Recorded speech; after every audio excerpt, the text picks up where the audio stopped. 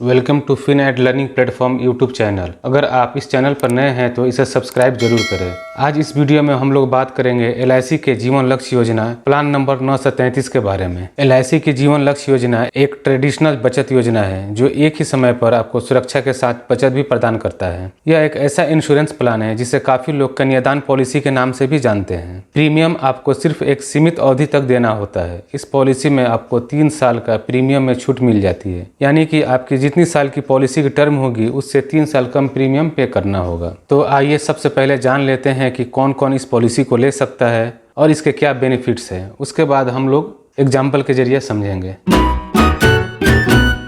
सबसे पहले जान लेते हैं इस पॉलिसी को लेने के लिए मिनिमम या मैक्सिमम एज कितनी होनी चाहिए। इस पॉलिसी को लेने के लिए मिनिमम एज 18 साल और मैक्सिमम 50 साल होनी चाहिए।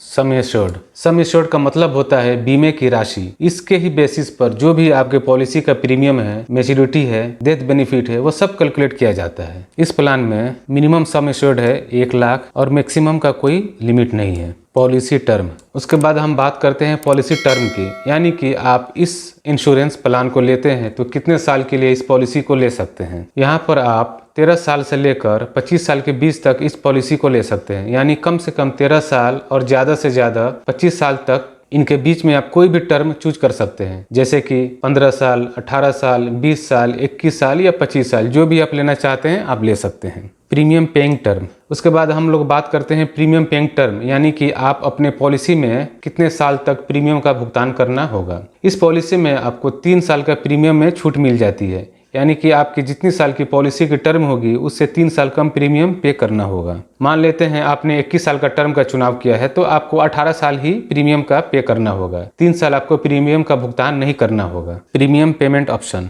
LIC आपको 4 पेमेंट करने की सुविधा देती है। 4 में से आप कोई एक ऑप्शन का चुनाव कर सकते हैं, जो इस तरह है: yearly, half yearly, quarterly and monthly. अगर आप ईयरली प्रीमियम पेइंग मोड का चुनाव करते हैं तो आपको यहाँ पर 2% का रिबेट यानी कि डिस्काउंट मिलता है प्रीमियम पर। अगर आप half yearly premium paying mode का चुनाव करते हैं तो आपको यहाँ पर 1% रिबेट यानी कि डिस्काउंट मिलता है प्रीमियम पर। Quarterly and monthly premium paying mode पर कोई रिबेट यानी कि डिस्काउंट नहीं मिलता है।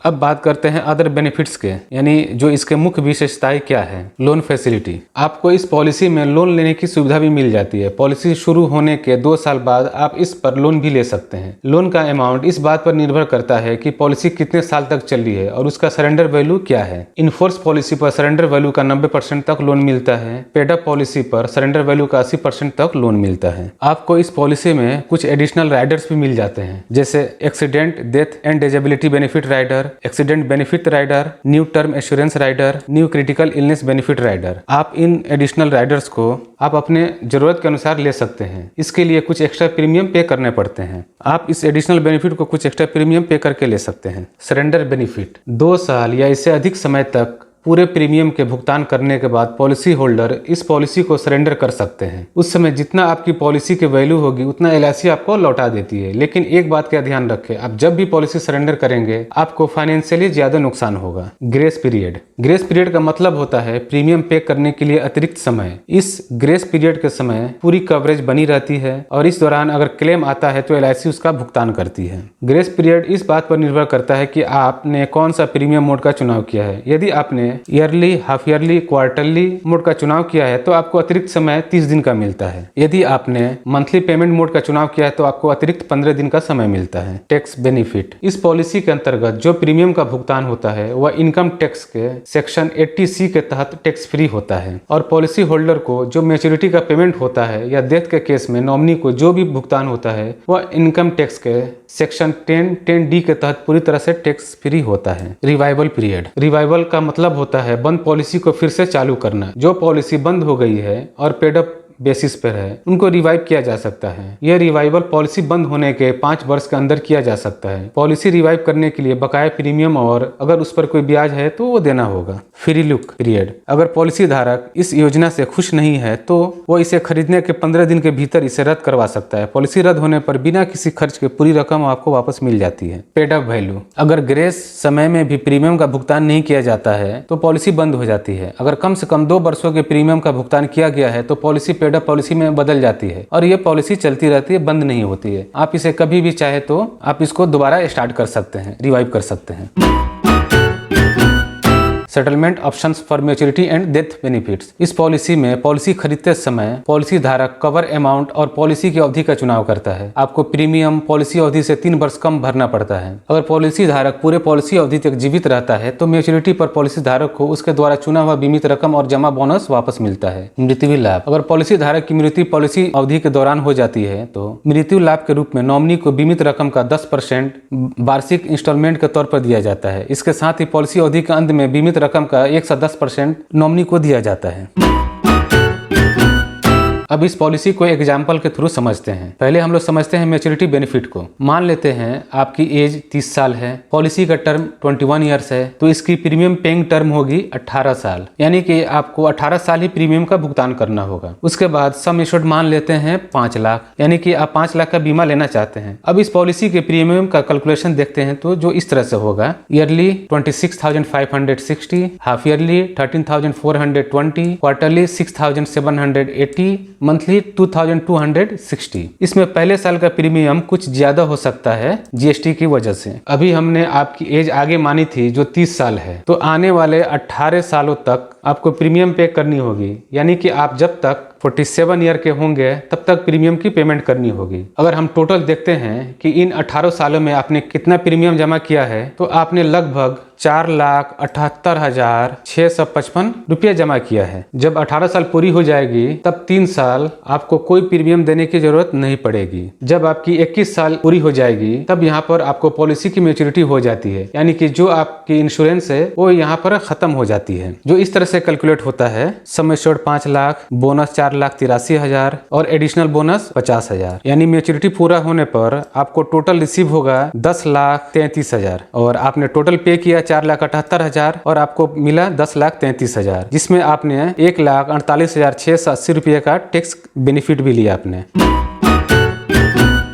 अब दूसरा एग्जाम्पल समझते हैं, इन केस ऑफ डेथ, यानी मृत्यु के लाभ क्या है। अगर मान लेते हैं पॉलिसी शुरू होने के 4 साल बाद पॉलिसी होल्डर की मृत्यु हो जाती है, यानी कि उस वक्त उनकी एज रही होगी 34 ईयर्स। डेथ कभी भी हो सकती है, पॉलिसी शुरू होने के 1 साल बाद या 2 साल बाद या पॉलिसी शुरू होने के बाद भी हो सकती है। तो हमारे केस में मान लेते हैं कि पॉलिसी होल्डर की 4 साल के बाद डेथ हो जाती है, तो यहाँ पर डेथ के बाद आगे प्रीमियम पे नहीं करनी होगी, यानी कि जो ये 17 साल है जो बचा हुआ है, इसमें आपको प्रीमियम पे करने की जरूरत नहीं पड़ेगी, ये पूरा माफ हो जाएगा। पॉलिसी होल्डर की जब भी डेथ होती है उसके बाद जो भी पॉलिसी का नॉमिनी है उसको आपका सम एश्योर्ड का 10% हर साल मिलता रहेगा। यानी कि हमारे एग्जाम्पल में देखते हैं तो हमने 5 लाख का सम एश्योर्ड लिया था, तो उसका 10% देखते हैं तो 50,000 होगा, यानी जो 5 लाख सम एश्योर्ड है उसका 10% के हिसाब से हम लोग देखेंगे तो 50,000 हमको ये ईयरली प्राप्त होगा। तो जो भी पॉलिसी का नॉमिनी होगा उसको 10% के हिसाब से 50,000 हर साल मिलता रहेगा जब तक कि उस पॉलिसी की मैच्योरिटी पूरी नहीं हो जाती, यानी 17 साल कंटिन्यू 50,000 मिलता रहेगा। यानी कि हमारे केस में देखते हैं कि पॉलिसी होल्डर की 4 साल के बाद डेथ हो जाती है तो बाकी के बच्चे 17 सालों तक 50,000 मिलता रहेगा, जो 17 सालों का टोटल अमाउंट मिलाकर हो रहा है 8,50,000। इसके साथ साथ जब भी आपकी पॉलिसी खत्म हो जाती है, यानी कि आपकी पॉलिसी जो 21 साल के लिए थी वो पूरी हो जाती है, तो उस समय आपकी पॉलिसी की मैच्योरिटी हो जाती है, यानी जो भी मैच्योरिटी की अमाउंट थी वो भी नॉमिनी को मिल जाएगी, जो टोटल होगा 10,33,000। यानी कि आपने ईयरली इंस्टॉलमेंट के हिसाब से आपको 8,50,000 मिला 17 साल